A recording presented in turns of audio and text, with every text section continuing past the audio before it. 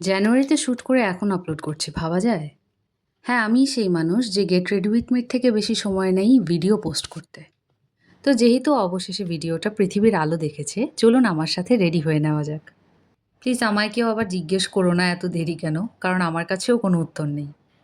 যে কোনো মেকআপের আগেই skin prep is very important, তো আমি আগে তাই করে নিলাম। হেয়ার স্টাইলিং আমার কাছে খুবই ডিফিকাল্ট একটা পার্ট, তো শাড়ি পরে আগে হেয়ার কার্লিং করে নিলাম। বেশি কিছু ভাবিনি হেয়ার স্টাইলিংয়ের জন্য, তাই চুল খোলাই রেখেছিলাম আর চুলের বোরিংনেস কমানোর জন্য একটু কার্ল করে নিয়েছিলাম। মেকআপ করার সময় আমি সবার আগে আই মেকআপটা কমপ্লিট করি, দেন অন্যান্য পার্টে যাই।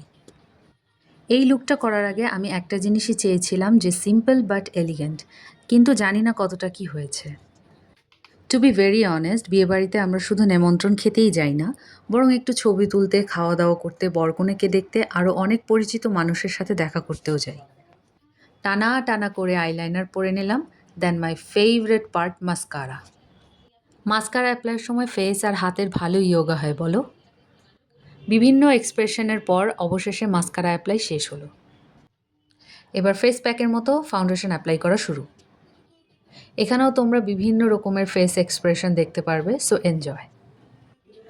গলাতেও অ্যাপ্লাই করতে ভুলো না কিন্তু। এবার গাল লাল করার জন্য অ্যাপ্লাই করে নিচ্ছি ব্লাশ। আর পাশে আমার বরমশাই রিং লাইট নিয়ে খেলছিল। একটু সময় নিয়ে কানের দুল পরে নিলাম।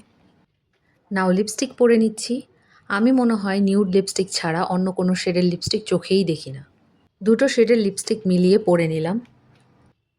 লিপস্টিকের শেডটা তোমাদের কেমন লাগছে অবশ্যই জানিও। And here is the final look. অবশ্যই জানিও লুকটা কেমন হয়েছে।